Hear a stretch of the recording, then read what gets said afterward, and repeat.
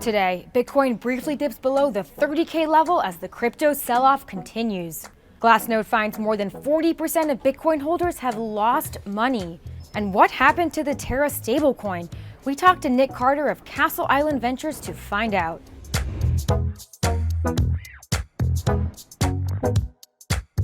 Welcome to CNBC's Crypto World. I'm Pippa Stevens. Crypto prices dropping yet again this morning. By noon Eastern, Bitcoin had fallen another 3% since yesterday, although it's off its lows.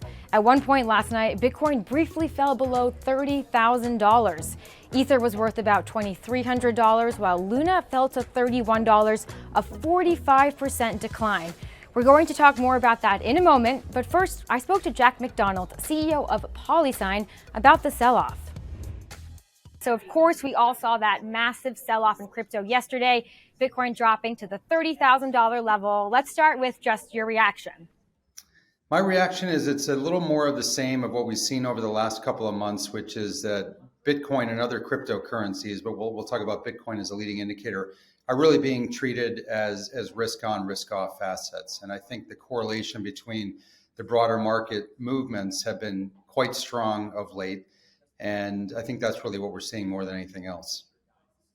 And for a long time, crypto was thought to be, something to head to when we do see volatility in the broader market. So is that narrative now changing? Is it shifting at all? I think it's a great question, Pip. And I think the narrative has to change because, and maybe the answer depends upon what your time horizon is, but certainly in the last couple of months, the correlation has just been too strong to ignore. And you're right. A year ago, part of the argument in favor of cryptocurrencies and the defense, if you will, was that it's a perfect hedge against inflation. And I think outside of the terrible war that we're seeing in the Ukraine, the other big macro trend has been fear of inflation and fear ultimately of a recession, interest rates rising, et cetera. And I think that's been a perfect storm weighing in on cryptocurrency. I do still believe longer term you will see a disconnect from some of the other market trends, but of late it's undeniable that there's been a very strong correlation here. And with these macro factors that are influencing the price of cryptocurrencies and Bitcoin, given that some of them are longer term headwinds like, the war in Ukraine, we don't know when that's going to end, inflationary pressures, do you anticipate 30K as holding for support, or do you think that prices could fall below that level? I don't have a crystal ball, and I think what the markets have taught us of late is that it's really hard to predict. I think most of us thought we'd see green all day on the screen and not see this whipsaw that we've seen in the equity markets. It feels to me like we're sniffing around for a bottom here. It feels to me like we're getting to a point of capitulation. I think what you're seeing certainly in the crypto markets is a lot of momentum and speculative investors who are getting flushed out here. We see from our business standard custody and trust a lot of interest coming from institutions. We just had a very large prospective investor come in today who feels like it's the bottom and they're looking to move into the space. And so I do think there's a lot of pent up demand. I keep reminding myself when I do my own gut check here is that the longer term fundamentals have really remained unchanged. There's nothing that we've learned fundamental to the crypto long-term story that I think has changed over the last couple of months here. We have the advantage of seeing what institutions are doing day in, day out, and big major institutions globally believe in the long-term trend, not only around the underlying blockchain technology, but more importantly, around digital assets. We are in the process of really rewriting a new operating system for capital markets. And I think that longer-term thesis will ultimately prevail and that the higher quality tokens and assets will prevail as well.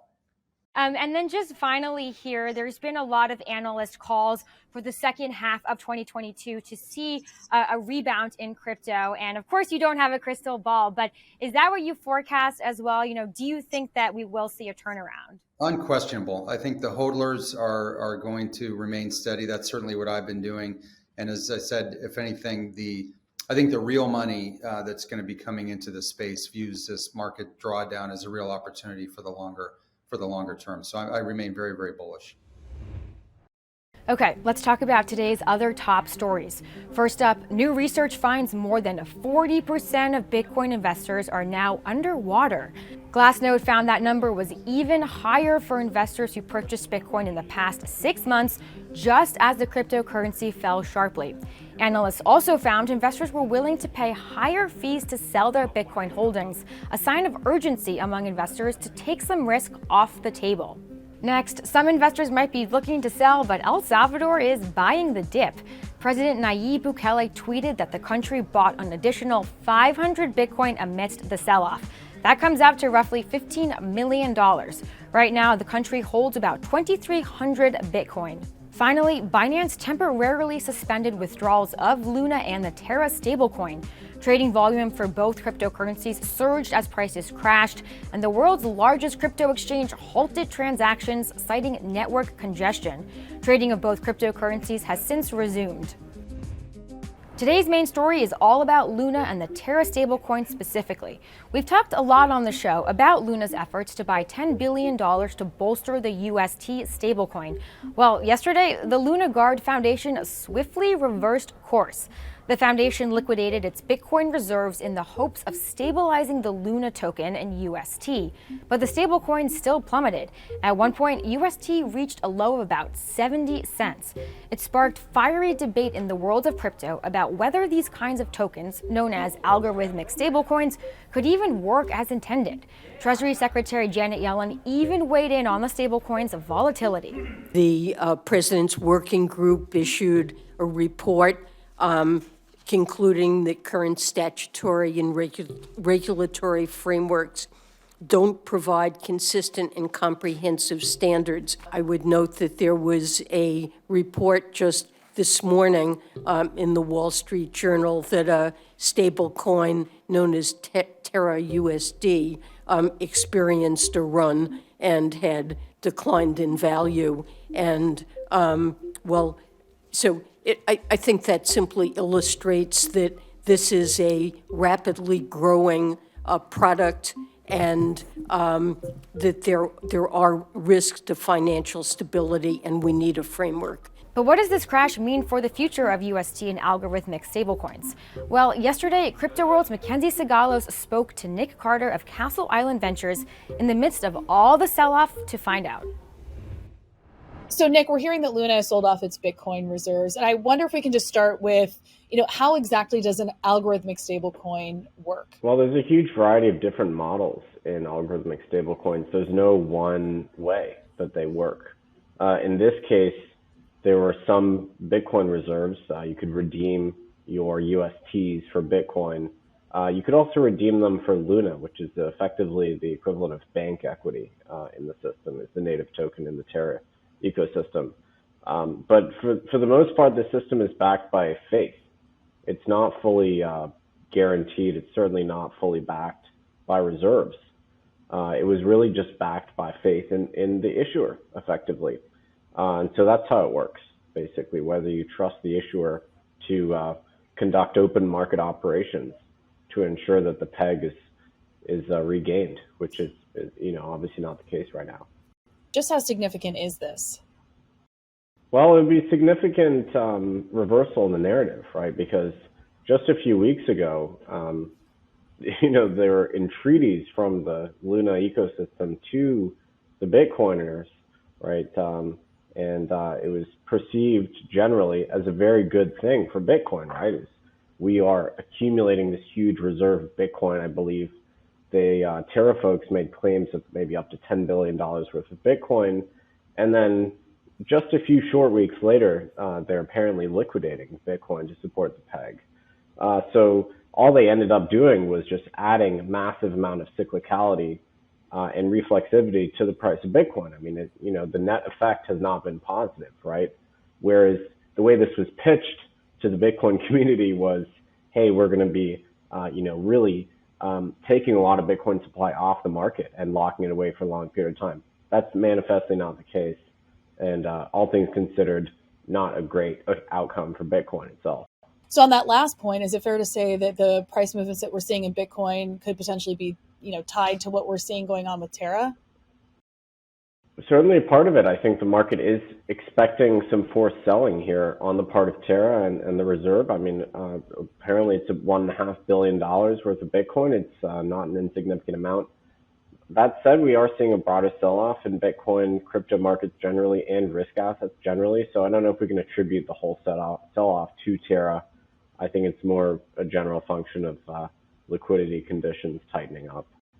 So Luna bought Bitcoin as a way to stabilize its currency, and isn't a time of market volatility most when you would want to hold on to your reserve? Is this not a counterintuitive move? It's like a central bank selling their gold reserves. You never really meant to sell it, frankly. It's meant to be, and I'm sure they didn't want to sell it, right?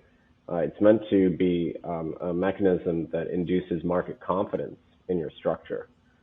So I think they probably weren't planning on selling it so rapidly, but with Luna selling off by 40% over the last week, clearly they didn't want to induce inflation, significant inflation in Luna in order to defend the peg. So that's why they have the hard asset in Bitcoin, which is less correlated to the UST Luna system.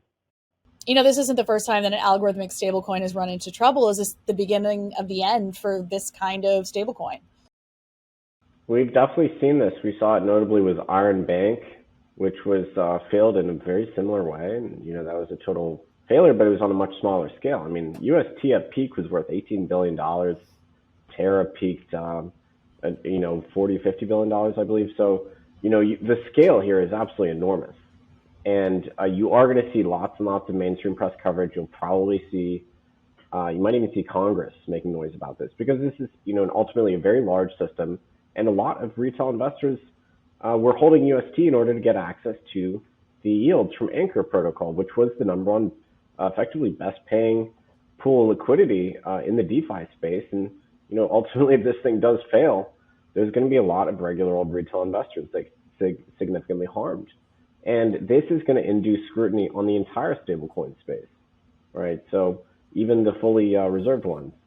I do think that this will be an event that causes entrepreneurs to, really think twice about creating algorithmic stablecoins, especially as the track record of these things is poor.